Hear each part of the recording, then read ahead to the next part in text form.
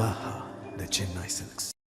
எதிர்க்கட்சிகளின் தொடர் அமளியால் மக்களவை நாளை காலை 11 மணி வரை ஒத்திவைக்கப்படுவதாக அறிவிப்பு வெளியிடப்பட்டிருக்கிறது. மக்களவை நாள் முழுவதும் ஒத்திவைக்கப்படுவதாக அறிவிக்கப்பட்டிருக்கிறது.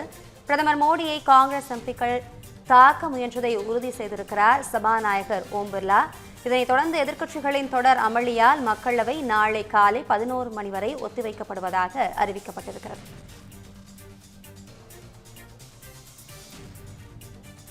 எதிர்க்கட்சிகளின் தொடர் அமளியால் மக்களவை நாளை காலை 11 மணி வரை ஒத்திவைக்கப்படுவதாக அறிவிக்கப்பட்டிருக்கிறது. பிரதமர் மோடியை காங்கிரஸ் எம்பிக்கள் தாக்க முயன்றதை சபாநாயகர் ஓம் பிர்லா உறுதி செய்திருக்கிறார்.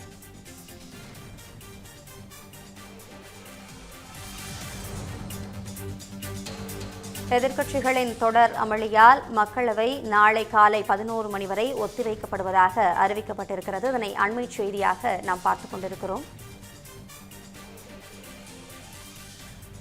பிரதமர் மோடியை காங்கிரஸ் எம்பிக்கள் தாக்க முயன்றதை சபாநாயகர் ஓம் பிர்லா உறுதி செய்திருக்கிறார்.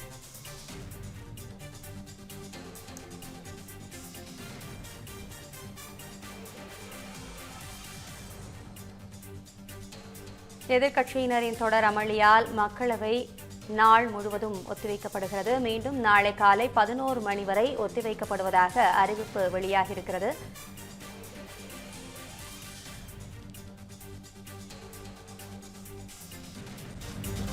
மக்களவையில் பிரதமர் மோடியை காங்கிரஸ் எம்பிக்கள் தாக்க திட்டமிட்டதாக சபாநாயகர் ஓம் பிர்லா தகவல் தெரிவித்திருக்கிறார். பிரதமரை காங்கிரசார் தாக்க முயற்சி செய்திருப்பதாக சபாநாயகர் ஓம் பிர்லா தகவல் தெரிவித்திருக்கிறார். மக்களவையில் பிரதமர் மோடியை காங்கிரஸ் எம்பிக்கள் தாக்க திட்டமிட்டதாக சபாநாயகர் ஓம் பிர்லா தகவல் தெரிவித்திருக்கிறார். இதனை முக்கிய செய்தியாக நாம் பார்த்துக் கொண்டிருக்கிறோம்.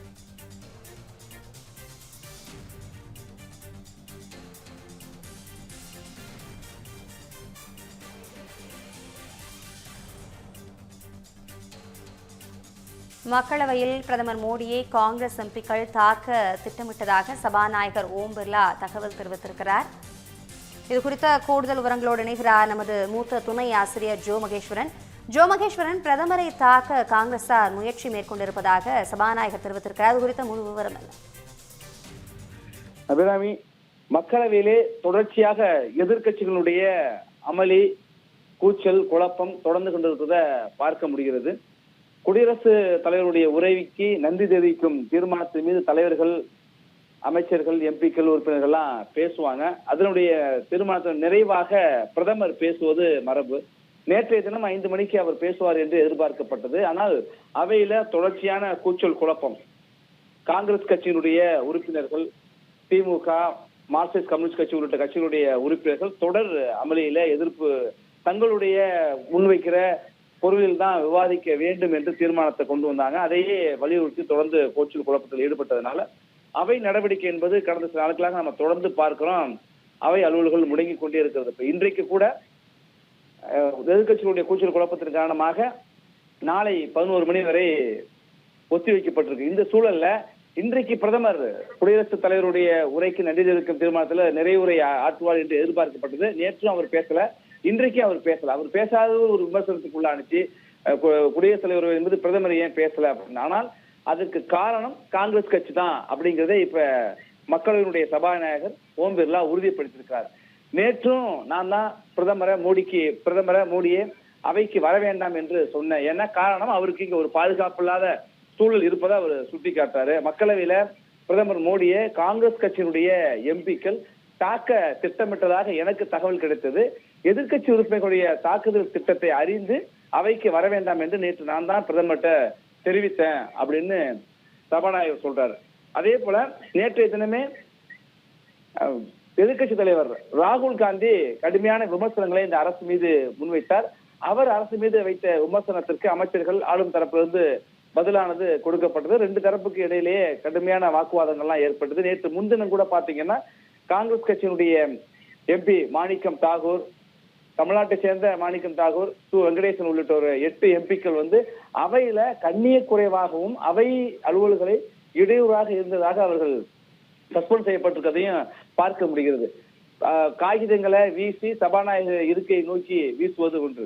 நேற்றைய தினம் பாத்தீங்கன்னாக்கா வர்த்தகத்துறை அமைச்சர் பியூஷ் கோயல் இந்தியா அமெரிக்காவுடைய அந்த வர்த்தகத்துக்கான ஒப்பந்தம் எந்த அளவுல இருக்கு, அமெரிக்காவுடைய அதிபர் அறிவிச்சிருக்காருல 18% இந்திய பொருட்களுக்கான வரி, அதெல்லாம் அந்த விஷயங்களை மிக விரிவா பேசினார். ஆனா பியூஷ் கோயலை பேச விடாமல், அவருடைய பேச்சை முழுமையா சென்றடைய விடாமலும், அவரை தொடர்ந்து பேச விடாமலும் எதிர்கட்சி எம்பிக்கள் தொடர் அமளியில ஈடுபட்டதையும் பார்க்க முடிகிறது. இப்ப இந்த சூழல்ல தான் பிரதமர் இந்த விவாதத்துல நிறைவுரையாற்றி பேசுகின்ற பொழுது அவையினுடைய நடக்கின்ற சூழல், எதிர்கட்சிகள் அவையில நடந்து கொண்டிருக்கிற விதம் சரியாக இல்ல. அதனாலதான் தொடர்ந்து அவை முடங்கிக்கிட்டே இருக்கிற சூழல்ல எனக்கு அப்ப இது குறித்து சபாநாயகர் சொல்றப்ப என்ன சொல்றாரு அப்படின்னா, அவை தொடர்ந்து முடங்கி இருப்பது எனக்கு மிகுந்த கவலையை கொடுக்குது. அவை சரியாக நடக்க வேண்டும் என்று நான் நினைக்கிறேன். ஆனா எதிர்கட்சிகளுடைய செயல்பாடு அவைய மொத்தமா முடக்கி இருக்கிறது. குடியரசுத் தலைவர் உரை மீதான நன்றி தெரிவிக்கும் தீர்மானத்தின் மீது பிரதமர் இந்த அவையில விவாதத்துல கலந்து கொள்ள முடியாத அளவிற்கு அவை நடவடிக்கை மிக மோசமாக இருக்கு.